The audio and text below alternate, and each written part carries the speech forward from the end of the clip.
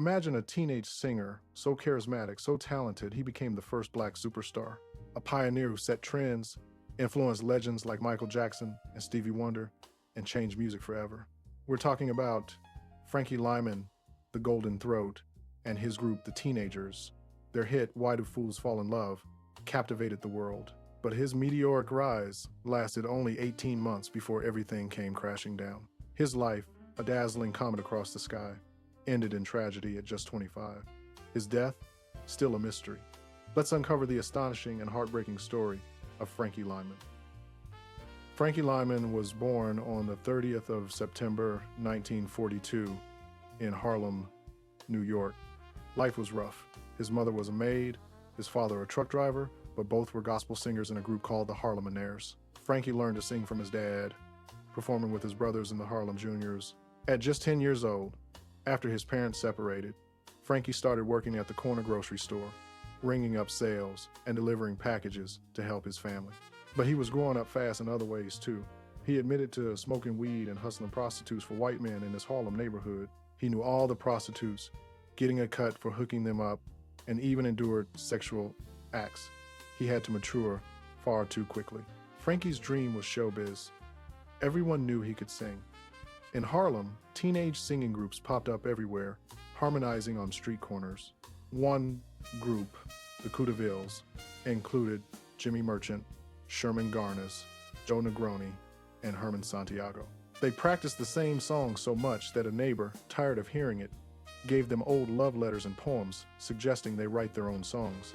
In that batch was a poem titled Why Do Birds Sing So Gay, which would later become the iconic Why Do Fools Fall in Love. Frankie admired the Coudevilles, who later changed their name to the Ermines. He begged to join, even though he had his own group, the Esquires.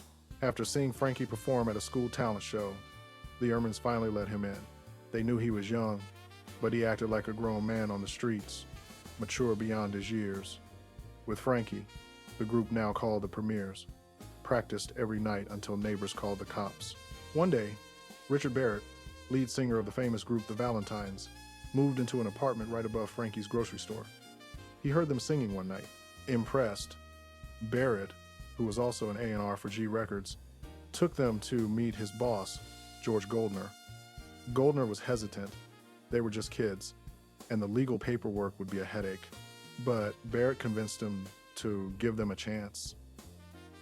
At the audition, Frankie, who usually sang background, impressed George Goldner with his confidence, energy, and babyface look. Goldner saw a star.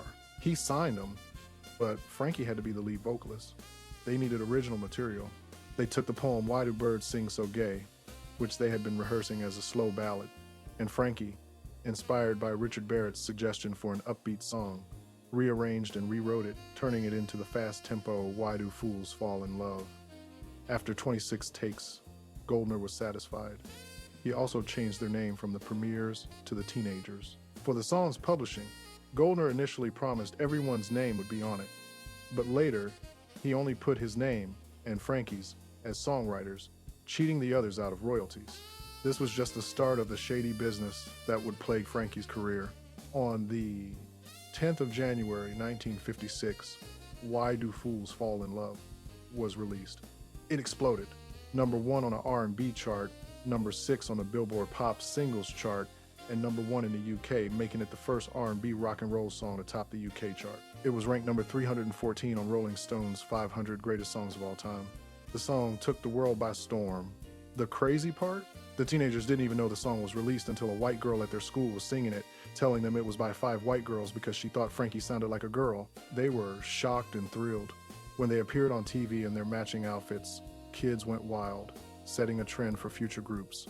White artists like Gail Storm and the Diamonds quickly released cover versions, profiting off their original work, a sad reality for black artists back then. But none could touch Frankie Lymon's original. The group became a global sensation, touring with Little Richard, Chuck Berry, and the Platters. On tour, one 4-year-old Frankie began a relationship with one 9-year-old Zola Taylor of the Platters. They enrolled in a school for professionals, taking correspondence courses on the road, but they also faced brutal racism, especially in the South. White groups stayed in nice hotels, black musicians in shacks. Their white bus driver had to order food for them, as blacks weren't allowed in restaurants. Angry whites picketed venues with racist signs, but black and white kids, united by their love for rock and roll, held their own signs. Rock and roll is here to stay. Frankie Lymon and the Teenagers were the most popular group in the world. They released more hits. I Want You to Be My Girl, Who Can Explain, ABCs of Love. But George Goldner, the label owner, wanted Frankie to go solo. He changed the group's name to Frankie Lymon and the Teenagers, causing tension. When confronted, Frankie confirmed his solo plans. Management broke up the group while they were on a European tour. They saw Frankie as the star and could make more money dealing with just him. The other teenagers were also being cheated, given a mere $25 a week, with millions supposedly going into a trust fund until they turned 21. When they finally checked, there was only $1,700. The group broke up after only a year and a half, after over 500 shows. There were fights, but they remained friends. It was management that caused the split. The label promised the other teenagers their own album, but it never happened, and they were released from their contracts. Meanwhile, George Goldner, a gambler deep in debt, sold G Records to Morris Levy, the notorious godfather of the music business and a mob-connected figure. Levy, who owned over 90 companies, now controlled Frankie's contract. After convincing Frankie's 4-year-old mom to let him go solo, Frankie was signed to Levy's Roulette Records, earning $5,000 a week to perform. He debuted Goody Goody solo on The Ed Sullivan Show. But by now, Frankie's voice had changed, deepened, losing its signature boyish charm. On the 19th of July, 1957, on Alan Freed's live ABC TV show, The Big Beat, Frankie made history. While performing Little Bitty Pretty One, he started dancing with a white teenage girl. This was huge. At the time, black and white teenagers were separated by a red wire on dance floors. Just a few years after Emmett Till's murder for allegedly whistling at a white woman, Frankie Lymon danced with a white girl on national TV. It was groundbreaking, but it also got Alan Freed's show canceled. Frankie soon realized solo wasn't all it was cracked up to be. Clubs paid him less without the teenagers. He felt depressed, his career declining under Levy's control. His friends were gone, and he was alone, surrounded by strangers. And then, the real problem, heroin addiction. At 15, he was introduced to heroin by an older woman at a New Year's party. He said he liked older women because they were less trouble and more rewarding. That woman showed him how to skin pop, pricking his skin with a needle for a mild kick. He knew drugs were bad, but being young and daring, he soon started shooting up. He tried to quit many times, especially after his mother died, but always went back. In 1961, he went to rehab, but couldn't shake the habit. Desperate for money for drugs, he sold his publishing rights to Morris Levy for only $1,500, millions worth of music for a pittance. After that, Levy dropped him. Frankie tried other labels, but his heavy drug use led to him being dropped again. In 1964, he married Elizabeth Waters, but it turned out she was still married to her first husband.